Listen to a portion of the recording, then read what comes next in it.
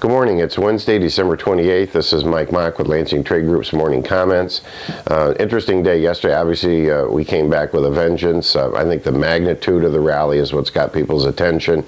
We felt going into the weekend that the market had kind of overdone it to the downside. We were leaning a little bit too hard. Short-term oversold would be a way I would put it. So we weren't surprised by a bounce, but it's the magnitude of the bounce. And I think people, talk about weather in South America, and is perhaps an issue. A little too much rain in parts of Argentina, perhaps developing dryness in parts of Brazil, but we think that that's overstated. We think the real issue is on a day when a lot of folks are off, holiday situation, and we've got a thinly traded market, that when money flows in one direction, you can exaggerate the move, and that's what we saw yesterday in our view.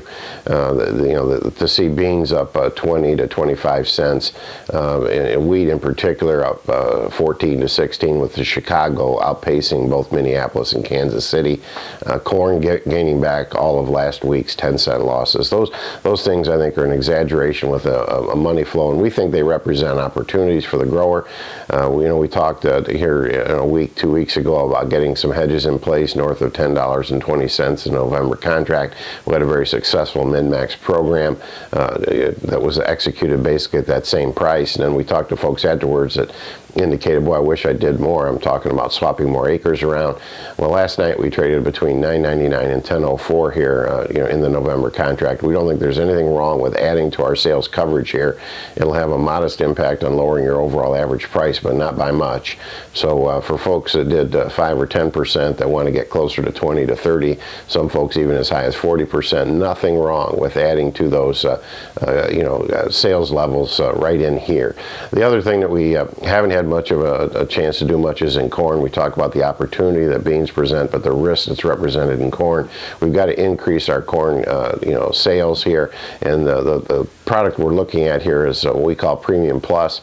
That's where you go out and determine right now your best cash price, whether it's January, March, June, depending on your logistical and quality, cash flow needs. Get that locked in, and then to improve that price by offering up the potential for a sale in the new crop. This is basically leveraging bushels that you haven't produced yet, that you're going to be raising next spring.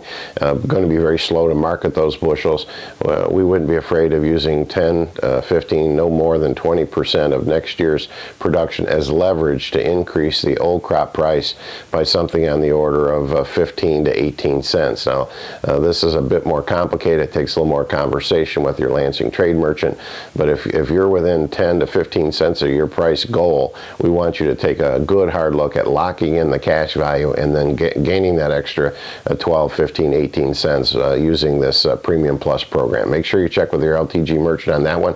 We'll talk more about it tomorrow morning.